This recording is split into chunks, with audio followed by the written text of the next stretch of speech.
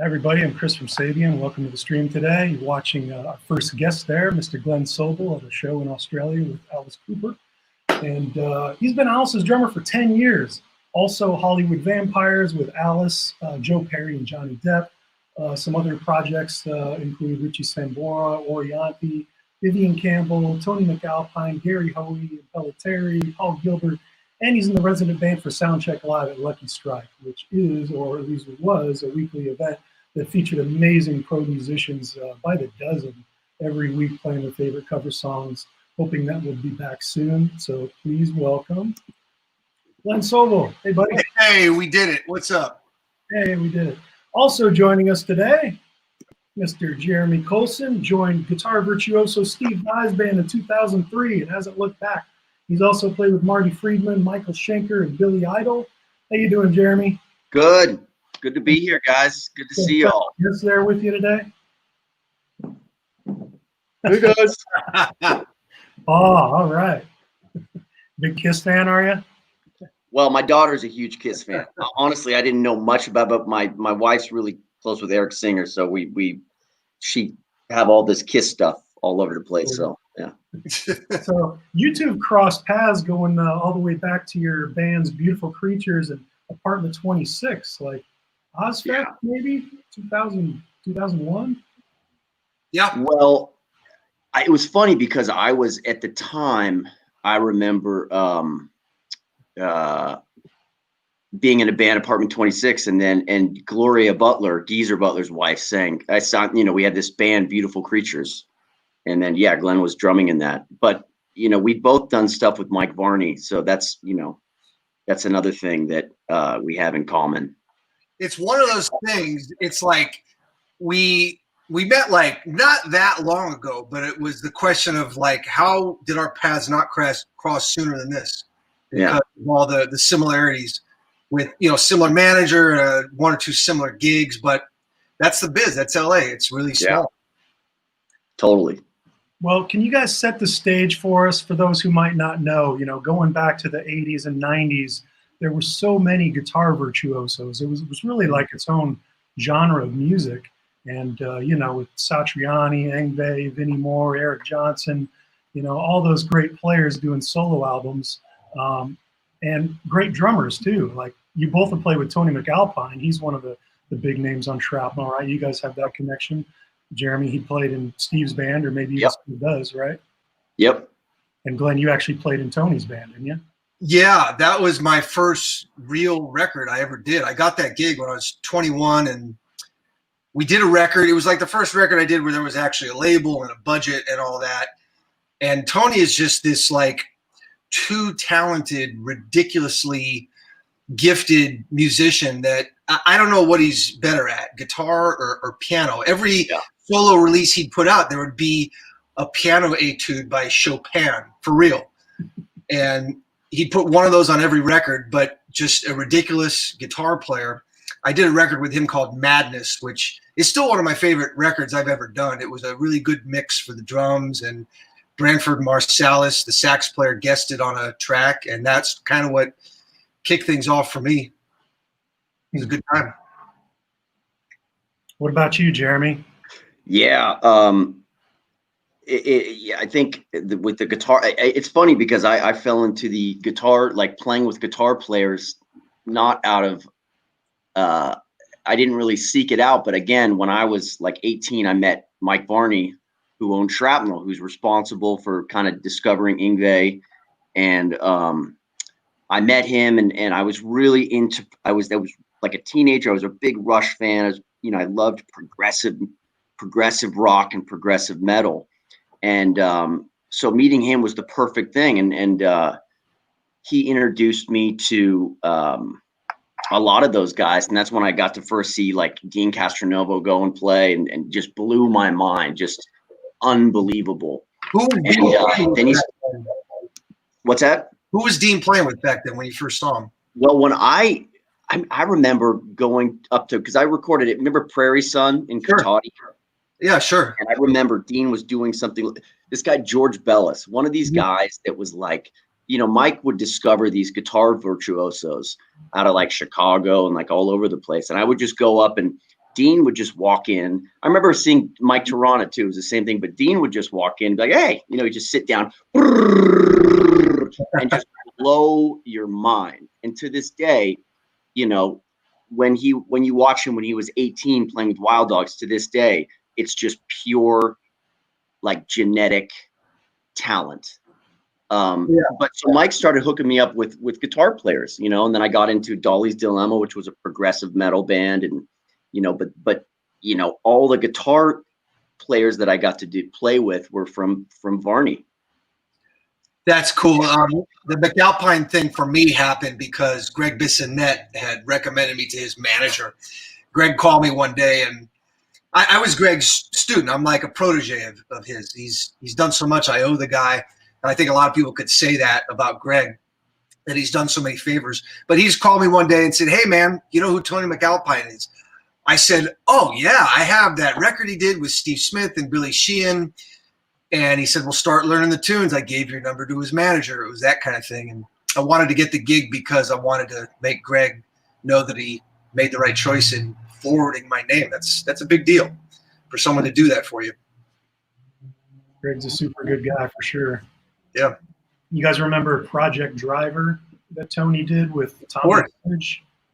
I was just on Rudy Sarzo's it's his Monsters of Rock radio show that he hosts, and we did similar to what we're doing right now. And of course, we brought up Driver because he was in that. It was McAlpine, Tommy Aldridge, Rudy, and a singer named Rob Rock, who I played with in Pelletary. He was the singer in that. It still is. What label was that on? Was that Shrapnel?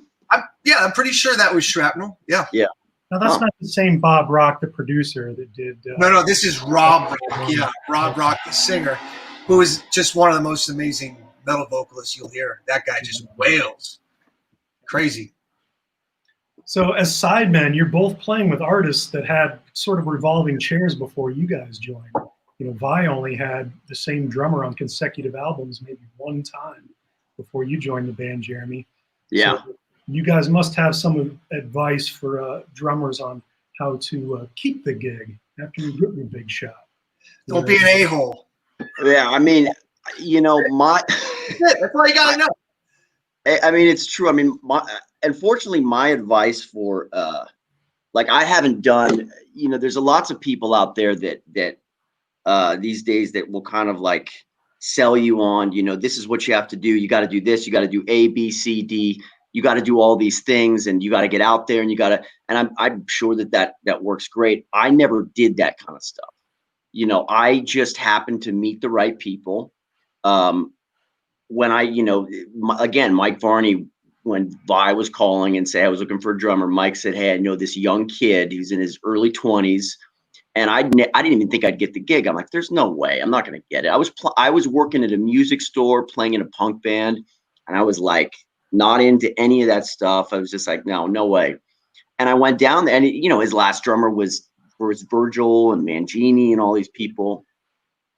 And, but I went down there with this mentality, I was like, F it, man. I'm going to go down there and I'm going to hit harder than any of the drummers. And I don't care like about the technique. It was all about just going down there like and having that kind of attitude and that enthusiasm, you know, and that separates getting a gig and keeping a gig is having that enthusiasm. There's a lot of guys that can fill the part, they can play the parts, but what separates you? Why is a guy like Morgan Rose so amazing? Because he's not technically perfect, but he's got a personality that is this expression inside. It doesn't come from the studying, it comes from in here. And those are the drummers that are always going to stand out. Yeah, it's true. Well, you as a player, I mean, you cannot, I know Vai's music very well. You cannot play that stuff without being technically proficient and know how to, you know, count odd times and stay precisely with this incredible tapestry of complexity. So don't, you know, I wouldn't sell yourself short there, but yeah, definitely sensibility that you. Yeah, I mean, it's funny because I think that, you know, because of my early days of being into Rush and to being into Dream Theater and being into all that stuff, I understood it, you know. And I did Mike Varney's stuff before I met Vai. I did Marty Friedman's record before I did Vai, and like I understood, you know, I understood odd meter, but with Steve, it was a whole different type of playing odd meter and groupings, and it was a whole different side that luckily Steve saw the potential in me. Maybe I couldn't do it all, but he knew that I could do it. And so he was very patient, because he's like a taskmaster in the studio. It's like, it's got to be perfect. But he was also really patient with me. And I to this day, I'm so grateful for that. Did you have to do a lot of brush up and study on things that you practiced growing up to be able to do that gig? Yeah, I mean, it was, you know, I had some of the stuff, I think, was just kind of inside of me. But the first, you know, the audition riff was a riff from a song called Freak Show Excess, which is one of the songs that I'm most proud of, because it was really, really challenging. And it was in, I think it was a section that's in like, I don't know, like 13 or something. And I just happened to like pick it up. He could have maybe played something else that was some crazy polyrhythm. Maybe I wouldn't have picked it up, but thank God he chose that rhythm. I picked it up, but then we just started jamming, you know, and it was all about groove. And some of the other guys that went in there, you could hear they're going, brrr, you know, all the fusions, all the NAMM show chops. And it's like, he wasn't looking for that. He was looking for a rock drummer. And that's always the thing that it comes back to, is it like the chops thing, cool. But if you want to play, you know, like look at Glen. Glen can do crazy fusion gigs, but he can also do the Alice gig, you know. So that is what separates the drummers that can really, you know, is when you can do one of those things. For me, it was the Billy Idol gig. It's like, and it doesn't matter. It's not like you have to change your hat. You're just like, you have that thing inside, like earlier I was talking about. Don't you think, Glenn?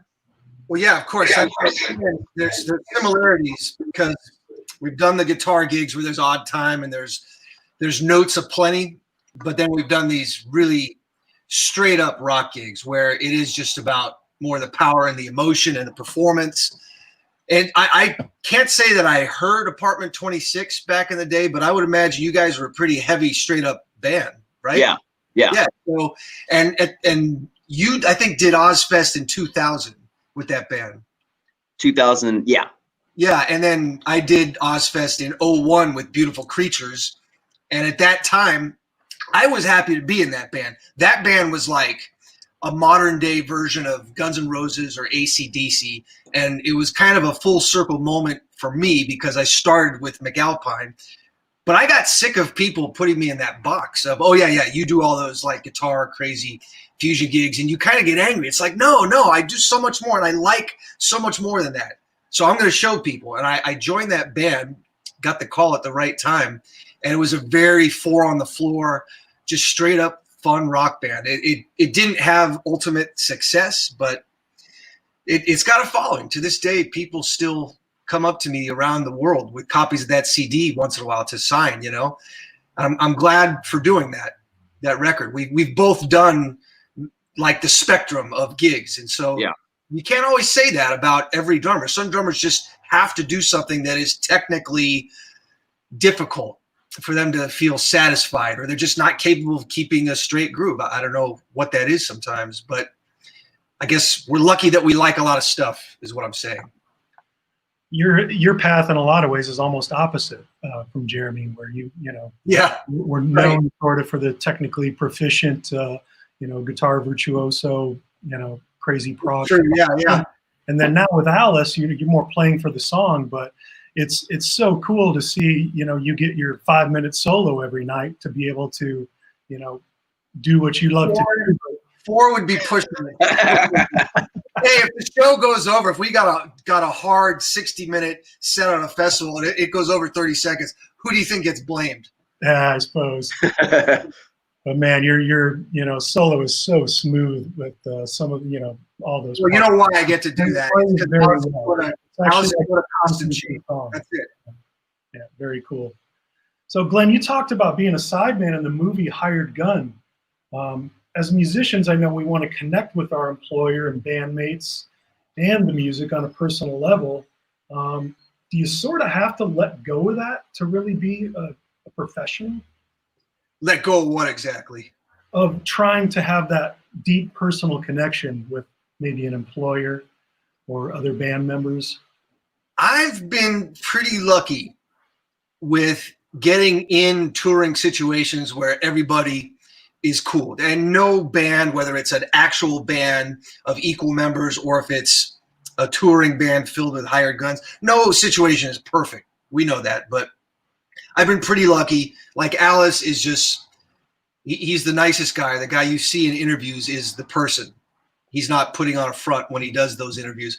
So as a band, you know, we have these dinners and sometimes we'll go to the movies, you know, and he picks up the movie tickets and his whole family is great. So I don't worry about losing any of my own identity or having to sacrifice who I am for that gig. It's just, I've heard all the stories from so many friends that have been on other gigs where maybe there's a degree of walking on eggshells, if that's what you're talking about. Yeah, a little bit. Like, what about you, Jeremy? When you first joined Vai's band, I mean, you knew what an icon he was, playing with Zappa and Whitesnake, Yeah. all that, you know, David Lee Roth, of course, all that stuff you did with Greg and Billy. Yeah. Did you sort of have to walk on eggshells, you know, to just, you know, try to? Yeah, well, I think you know, with Glen, like what Glen said, I've been really, really fortunate to be in really good situations. You know, and you talk to people, I'm sure Glen could talk to Alice and you, and for me talking to Steve and hearing stories about, you know, and Steve always says this, it's like, if one bad person is in the group, it affects everything. And so it's really nice to have a good vibe and energy. And yeah, when I joined, I was 25 years old, totally green with a lot of things. And I was pretty freaked out, but at the same time, I was always able to deliver. But the relationship that I've gained, like with Steve, it's completely different now. You know, with Steve, he's the, you know, he married my wife and I, he's the godfather of my daughter. He, you know, I've, you know, had drug and alcohol issues, and the dude took me to his house and had me live with him and gave me, you know, given me chances. And that's the other thing, you know, like I've messed up a bunch, you know, with the Billy Idol gig and with the Steve Vai gig, but because of the fact that I could play, you know, I didn't cross to the point where they said, we can't deal with you anymore. And I got my stuff together enough finally to fix it. But I'm so grateful for both, you know, with both the Idol, even the Marty Friedman and the Steve Vai thing, that the things that have happened in my life, they've always been there like, hey, you know what, let's get you back on your feet and let's try to get you going. And thank God for that, because there's a lot of people that'd be like, you're out of here. That's cool. That's amazing, actually. Speaking of your wife. Yeah. Just trying to have a little fun with you here. There she is. And another buddy of ours here joining us. The one who puts up with me. It's Jordan. Jordan. Former drummer for Strung Out. Good buddy. Yeah. Founder of He's my neighbor. He lives right by me. Yeah. Jay Burns. Yeah. And you mentioned Morgan. There's this Eddie. Love that dude. What up, Eddie? So, what about teaching during this COVID crisis? You know, and you guys were on touring and doing it a little bit, playing a little bit of online teaching, Skype or Zoom, and yeah, it's totally different from being in person. When I've done it in person, what's always best is having 2 drum sets. You don't have to keep switching the chairs, and you're going to have certain sound issues. You learn how to muffle things just a little bit when you do the stuff on Skype, like whether it's a dish towel on the snare or like a whole sheet, like a bed sheet over the entire kit. You figure it out as you go, but nothing beats being in person. That's what Bissonette is doing too, putting the whole sheet over his kit. Yeah, it's like a good drum set. Yeah. Yeah. What about you, Jeremy? You're teaching at a school in Santa Clarita. You know, I I mean, I'll say this as far as what teaching did for me, because I teach at the School of Rock in Santa Clarita, and I have just teaching, particularly at the School of Rock, completely changed my life. I mean, it really, really did, because I never knew that I would love working with kids so much. I mean, I knew when I had a daughter that I would, you know, I love being a dad, and I don't think I'm that smart, so I connect better with like wild kids, as opposed to like my wife, who's this intelligent lawyer who knows all these big words, and I'm so lost. So I'm able to like connect with kids, and it's just the most gratifying thing ever. And it because there was a couple of years, man, I just got completely tired of the drums. I had no interest. You know, I had done a lot of touring, and I was just like, no inspiration, didn't like the scene, didn't like everybody trying, you know, it was so egocentric, and everything was about like, what gig do you have? What gig do you have? What's my gig? And I never kind of bought into that. And teaching, I started working with kids and seeing these kids of all different types of, you know, they all learn different. There's kids that just learn different. And it just was like, it renewed my love and passion for music. And it's like, I am so grateful. And I just, I love it in a lot of ways, more so than touring. You know, touring with a band is great, but it's very like, look at me, look at me, look at me. Whereas when you teach, even with kids, it's not like I'm teaching like these older professional people. It's like just working with kids and seeing them smile and like get the basic beat and understand like eighth notes and 16th notes, and seeing that and seeing them play. And in School of Rock, you can play with a band, you know, so these kids get to actually perform, and it's less about like too much technique. It's like, well, let's apply it to a song, let's play. And to see the joy in that, especially at that age where kids need to find something, maybe they're not into sports or whatever.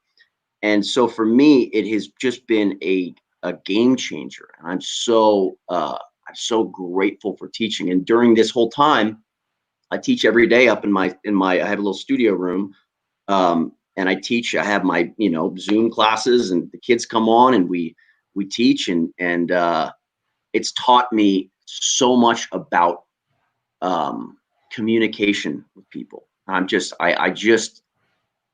love it. It is saved my life in certain ways. So I'm grateful. I love teaching.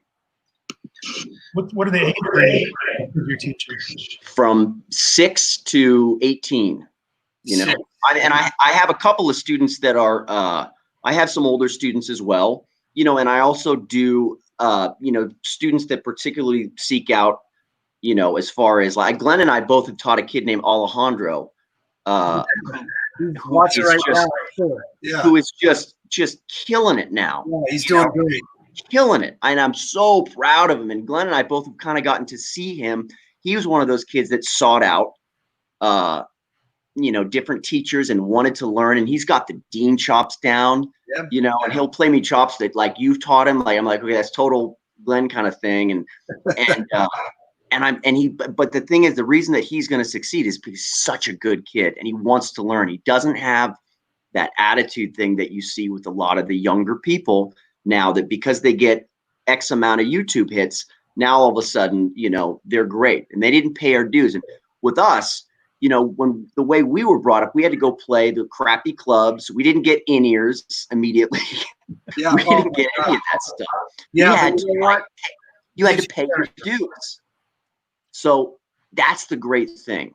Don't you think, Glen, as far as like the younger generation and the what we kind of had to go through? Oh yeah. Look, even starting in my first real rock band in high school, we were rehearsing in our friend's parents' living room. And you gotta admit the parents were cool for letting us do that. Just blow up the whole house and neighborhood with just massive volume. But doing that, you know, you talk about no monitors or no in-ears. I mean, you start out in a living room where there's just shag carpet everywhere and couches. It's just, everything is muffled. And you got two guitar players. They're in a volume war with each other. And so it makes the drummer lose out by having to just work harder and play harder. But that is good for you in so many ways. And then, yeah, you play clubs and you work your way up. It's a kind of dues paying that builds character. And it just makes you a more aware, better live player, because there's so many setups we've seen online where there's these studios in somebody's home with all the mics and the outboard processing gear, and you get like, in someone's bedroom, basically. Yeah. And it doesn't teach you how to really play with people. I'm not saying it's a bad thing. It's amazing, actually, in so many ways, that people can put out that kind of sound on their own self-produced Instagram video. But to play with people, that's a whole other thing. That's why if people want to check you out for a gig, I would think they want to see videos of you collaborating with other musicians on a stage in front of an audience, not just in your room, but that's my opinion on it. It's something that can go either way. It's not a bad thing, but when it comes to teaching, these are the things I talk about a lot of the time with students, how you want to present yourself. So Glenn, you taught at Musicians Institute for a while, right? So that was all college age students, I assume. Yeah. I was teaching there for like 20 years on and off. And it's a lot of kids. Yeah, the average age is just post high school. They graduate and they want to go to Musicians Institute in Hollywood. And so that's the age, generally 18, 19, 20 on average. Sometimes there'd be older students, late 20s, early 30s once in a while. But me doing that was educational for me, seeing what they're listening to. And I would ask, well, what are you listening to lately? What's been doing it for you? What made you start? What do you listen to now? And I noticed a lot of commonalities. Like some of them would come out of high school and they only liked this one genre or subgenre of music. That's because they had a group of friends and there was that sort of peer pressure to just like this one type of metal. And I thought, oh, that is really too bad. Let me try to broaden your horizons, and hopefully the other instructors here will do that as well. I was doing private lessons, so I was helping them with their curriculum always. So that was my next question is, so were you working from a curriculum, or were you just teaching your own stuff tailored to the students' needs? I was working as a private teacher. The job number one is making sure they're keeping up with the curriculum and helping them figure it all out. And then I also was doing the classic rock LPW, that's live playing workshop. I did that for a good while. And that's where the students, they all have to learn a specific song. They show up in the big performance hall, and us, the instructors, will play it together. Could be a Zeppelin tune, a Hendrix tune, something like that. We'd all play it, and then the students get up and play it with each other, and we'd critique them and give them like a number-based grade. And I thought that was one of the most important classes for rock playing. You're having to learn these classic tunes and the parts. And to me, half the game was seeing if they picked up the right parts, the right kick snare patterns, the right transitions. And you can be a little tough on them. You got to give the constructive criticism. But, Jeremy could attest to this. You get in the studio with certain producers, they got no patience. Yeah. They'll yell at you if you don't have it right. You get half a chance. So you got to use that, keeping that in mind, but also that these are kids that are trying to figure out the whole game of playing in an ensemble. But I did learn a lot myself from doing all that teaching there, sure. Are you talking about Ezra and Glen? Well, maybe. I'm going to get you in trouble. Hey, look, Bob Ezrin, legend. He's the guy that recommended me to play with Alice after I did a session with him way back. I mean, he's known. Look, you read Abe Cunningham from the Deftones, read his interviews way back. They did a record with Bob. It's a great record. And Bob is a guy you just got to show up prepared, or else. It's a legend. Can I ask you, since you've had so much experience teaching kids now, what motivates them the most? Like, what are you doing to see them succeed and move forward, the younger kids? Like, how do you hold their attention? How do they get better? Well, the thing that I have learned is that each kid is different, and you have to find the thing that's going to excite them. And drums are, I think a lot of times, sometimes you'll have a type of student that might play drum like the way I was just hyper. and I still am all over the place. And what do the parents think? What would be a good instrument for my kid to learn? Let's try drums. And that's what's great about it, is it's such a physical thing. But I think that, finding songs or finding, finding things that they can grasp, whether it's just playing a bit, when you can take a basic beat and you can apply it to tons of AC/DC songs, tons of, Guns N' Roses songs. When you take that beat and you say, hey, that beat you just learned, listen to this song. Now let's play along to it. And they're like, oh my gosh, I haven't been playing that long and I'm playing part of Back in Black. And they get totally stoked.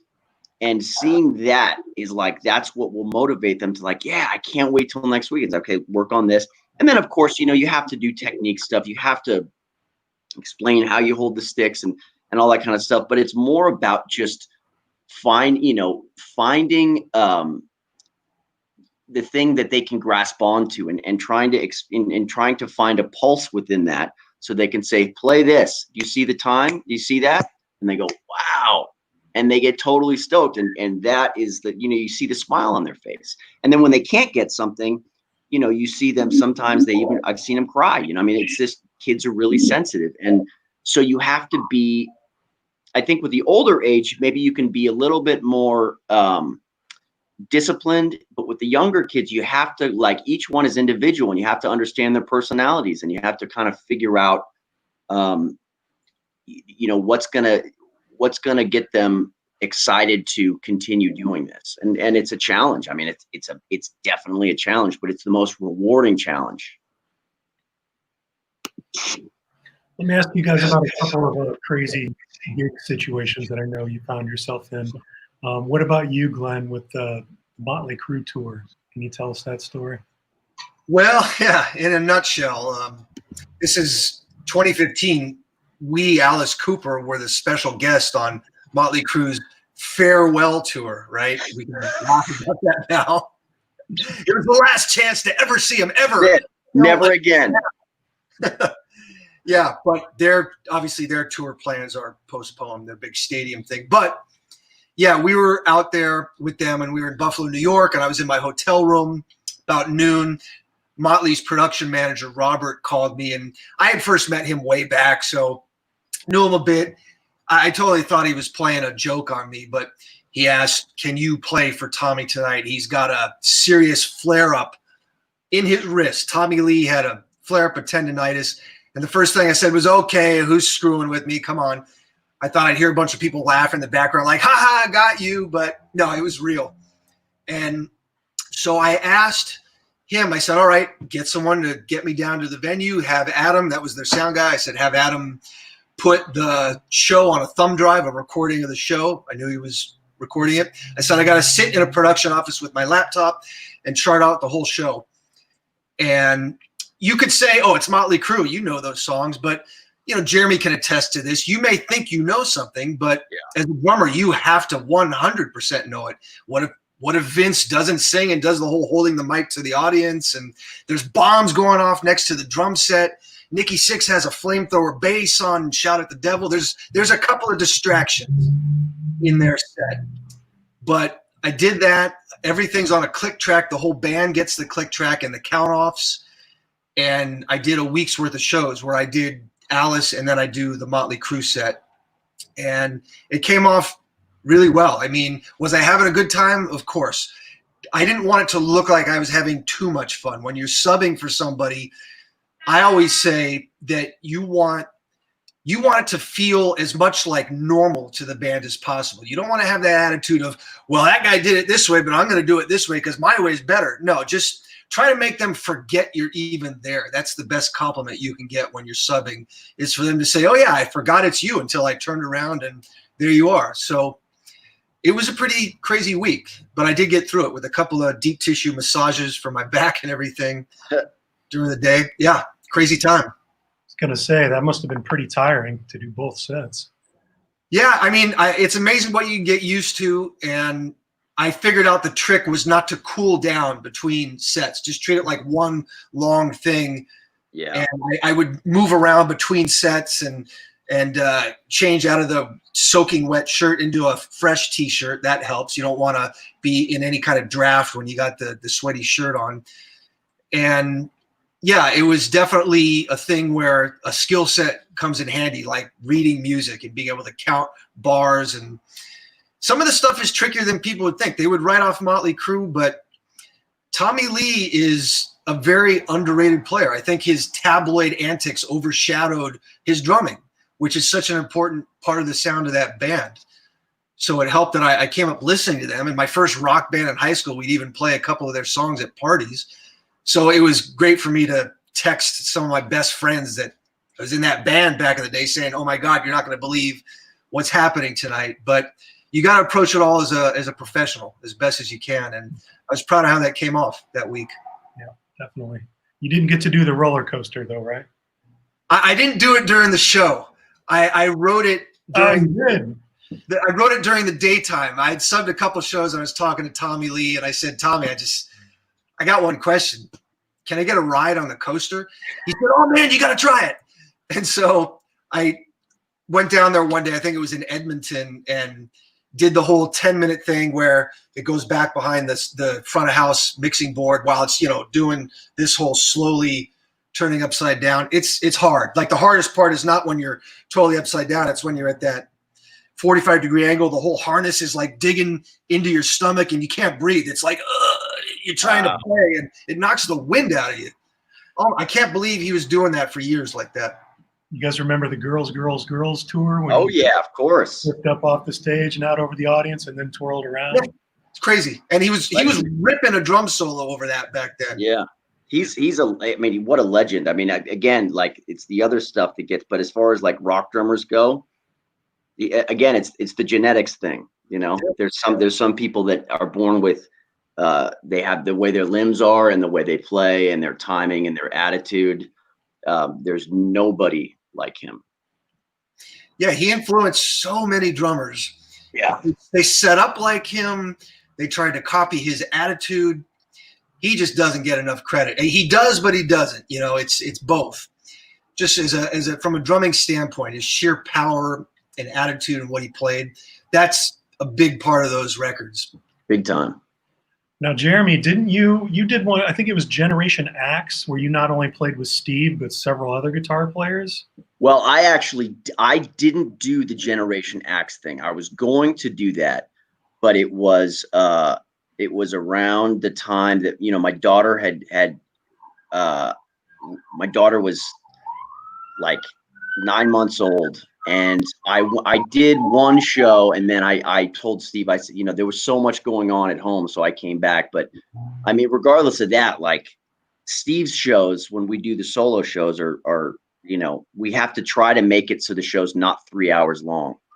And then we do an hour and a half sound check. So, my life has all been about how to maintain stamina, because when I hit, I've tried to not hit as hard. Like I'm trying to learn to finesse more, but I just naturally play like that. Generation Axe was an insanely long show. I'm good buddies with the bass player Pete from that. Oh, Pete, yeah. I've played a lot with him at the Baked Potato. He's an insane fusion bass player. He's very versatile. He was telling me about the rehearsals of those shows. It was like 10-hour days. Yeah. You had Vi, Nuno Betancourt, Zach, Ingve, Colson. Tosin. Yeah. A lot of stuff going on. How long would that show be? Was that like 3.5 hours? No, dude, that was like 4. I mean, it was. Everyone comes out and jams at the end, right? Yeah. That's nuts. Yeah. How much guitar playing can you? Well, it started, there was Matt Garska. Yep. He had to get out of that. And then it was JP Bouvet. JP. And he did great, And I think that, that gig, if you wanted to, like, because, you have to think about a gig like that. That's a lot of personalities, you got a lot of personalities. Alone, Yeah. So, you have to decide, how hungry are you to play, how badly do you want to, and not lose your mind as far as the sideman thing goes. That's well said. I mean, I'm sure each guy has very specific things they want from the rhythm section. So that is like playing with 5 very demanding players at once in one show. Yeah. Well, I think, JP, just another young kid, he did a fantastic job of it. It was really cool. Really cool to see that. I play with Nuno Betancourt sometimes in our LA residency, and he is extremely demanding in a great way. I mean, he wants it perfect and wants everyone to have done their homework.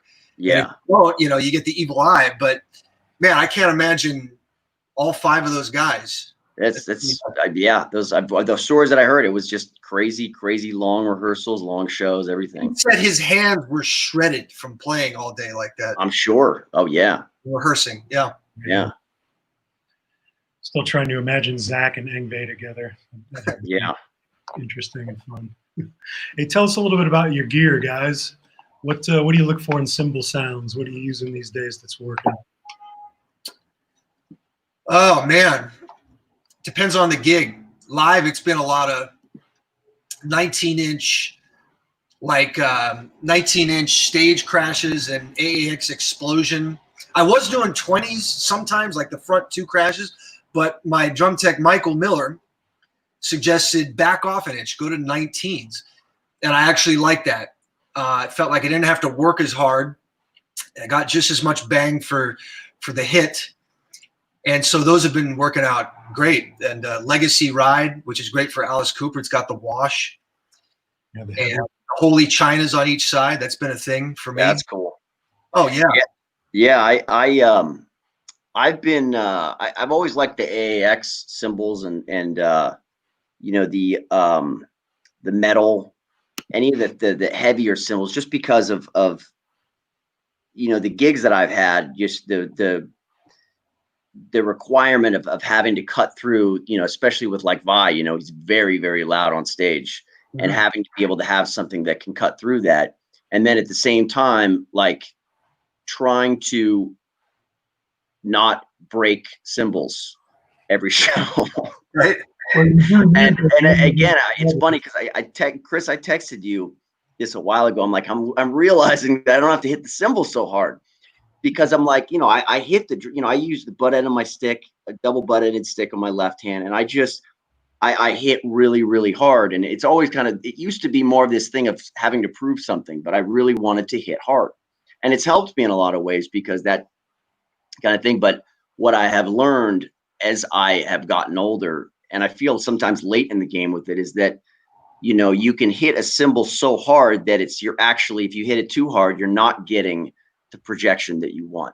And this whole thing of playing the cymbal, and not just like that. And but the hard thing about that, and Glenn, I'm sure you can understand this, is like when you are and this is the biggest thing I find when you're playing on your own, or you're practicing, or even rehearsing, you can take this technique that you learned, you can take these things and you can apply that. But the minute that you get on stage and there's people and the adrenaline's going, you have to learn how to control that. And I never want to, and Morgan's a friend of mine, and he always tells me he never wants to be one of those guys that has to looks like he's phoning it in, like he always wants to be that thing, regardless of how much damage it does to your body, because it does. But I can attest to that. It's that whole thing. If you just don't want to, shortchange that. It's that feeling of just, you want to give it your all. So learning how to play the cymbal is big. And then for me, I've had, and I always try to go back, but the Power Bell ride for me has been it's just been a signature thing for me. It's hard for me to, I'll play other ride cymbals in quieter settings, but the Power Bell ride has become such a part of my sound, and I just love it. And it's this, I love the giant bell, and that's one of the staples, along with my bell brass snare, that are just like things that I need if I'm going to go do a, like a Vai gig or whatever. Those two things I need. Cool. Cuts. Yeah. It's really interesting because, you know, Glen plays the 22-inch HHX Legacy Heavy, but he inverts a large cup chime on top of it and uses Yeah. that more of the bell, right, Glen? Yeah, I gotta have the wash. I mean, when I was first starting on the Alice gig, I was with Chris at the Sabian office there talking about sounds. And I knew, especially for the 70s era Alice stuff, I gotta have a good washy ride cymbal. It's a very specific kind of tuning for the drums, the snare. The snare can't be too high pitched for that gig, but it can't be too low. And there's a lot of eras for Alice. The 70s, of course, but then the 80s, it had the reverb soaked, like think of Poison, that song. Yeah. And then Alice got a little more metal into the 90s and 2000s. So it was a bit of a challenge to figure out what to use, but that ride is one of the most important. It's been a Legacy Ride 22 brilliant finish. That's what it's been lately. And but I still felt like I needed a little more of a bell. Yeah. So I got the inverted bell, and I think I got that idea from Tommy Lee. He had a similar thing going on with his setup. Yeah. There's been a few guys that have done that. And again, you know, that's the only thing with the power bell ride is that it's, you know, it is it doesn't have that wash. And again, like when I was doing the Billy Idol gig, I had a, you know, it was like more like a jazzy kind of wash ride just because a power bell ride would not suit that gig. And that's the other important thing that people always, you know, have to know is like, you have to have the right tools for the right thing that you're building. You know, you can't, again, it's like, you can't go to the jazz gig with the two bass drums and the giant, you know, toms and stuff. And so it's experimenting with sounds. And I tell you, this quarantine has been real. And Glenn, I don't know if you have felt this too, because for me, my playing, it's been such a different kind of experience with the quarantine, because again, I'm not thinking of, okay, I got to get ready for the show. Okay. Yeah.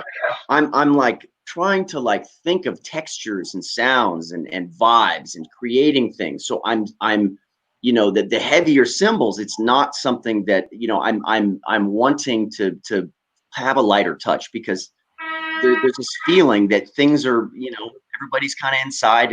It's trying to, I think that's what a good thing about the quarantine is. It's people are experimenting musically where they never have before, and they're wanting to hear different sounds that they never heard. And again, Sabian has like the best selection of things, and it's a time where it's like, maybe I want to try that. How would that sound? When you play a different ride cymbal, the way you play completely changes. When you have the wash, you play differently. When you have the power bell ride, you want to go, you know? Yeah, it's true. I don't think people realize that as much. You talk about bringing the right tools to the gig. It's going to influence how you play. The cymbals, the snare tuning, all of that. And during this quarantine, yeah, look, I have things now that I'll look back on and I'll say, oh yeah, that's a quarantine lick. I came up with that when I was spending all this alone time with my drum set, because we're doing that. Practice for me when I'm in town, that might consist of something that happens to do with an upcoming gig or a session. I got to learn these songs. I got to get up to speed on this material. And maybe you get a little of your own practice in while you're doing that. But now that this has been going on, yeah, we've all been spending a lot of alone time with our drums, if we're lucky enough to have a place to practice at. Some people, they don't have that if they're in an apartment, or they just are limited to a pad. Yeah. But yeah, this has been a time where I've been able to practice every day without too much of an agenda in mind. There's been a couple recording sessions here or there, but not like usual. We would have been away right now. Maybe you would have too. We would have been on tour. Well, I think, again, you know, for me, I'm in this point in my life where I'm you know, I'm in my 40s, and I'm like, there's certain things like I don't practice. You know, there's maybe, Glenn, you're like this just because you've been one of those guys that has always been real consistent. But like for me, trying to find the inspiration to practice a lot of times now depends on the sounds I want to hear. And I'm really into like tribal drums, and I'm really into, you know, I play the didgeridoo, like, so I'm into all these sorts of like different style, kind of earthy sounding and kind of synth stuff along with that, and just trying to like dive into something that's not verse, chorus, verse, pre-chorus, guitar solo, you know, going into a different realm. And it's hard because, you know, you want to play and you want to be like, oh, I want people to see this lick, I better video it. But how do you go and play where you're truly kind of just being present and you're saying like, I'm enjoying this. Nobody has to see this on YouTube. I'm just trying to create something. And it's a difficult thing as a musician who wants to like, hey, check me out. Yeah, it's kind of working on your stream of consciousness as you play. It's kind of getting out of your own way and just playing without having an audience in mind. That's the best when you reach that point. And that's hard, man. That's tough. Yeah. If you could bottle that specific type of energy and sell it, you know, you'd be rich instantly. Yeah. But to find that place, I think Bozio said this years ago, Terry, he said it at a clinic and it made a whole lot of sense. He says that when he plays his best, those are the places where he finds that he just does not give a you-know-what, where he's just playing and the audience is not, it's not a factor. It doesn't mean you don't care about what you're doing and sounding like, but it just means that you're not letting any of that outside energy affect what you're doing. And you may not even realize that you're doing something that's going over that well. Maybe you're just so inside your own space that, well, later you realize, oh, wow, that actually came off very genuine. You want it to be genuine and real.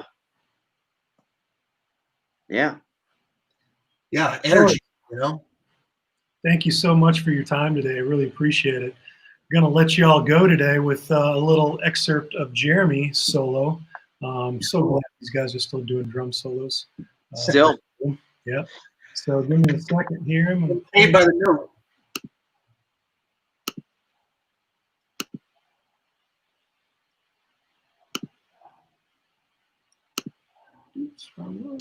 So thank you, Glenn. Thank you, Jeremy. We'll see you next time. Man. Thanks for having me, brother. Good to see you, Glenn. Good to see you, Chris. I'll see you soon, man.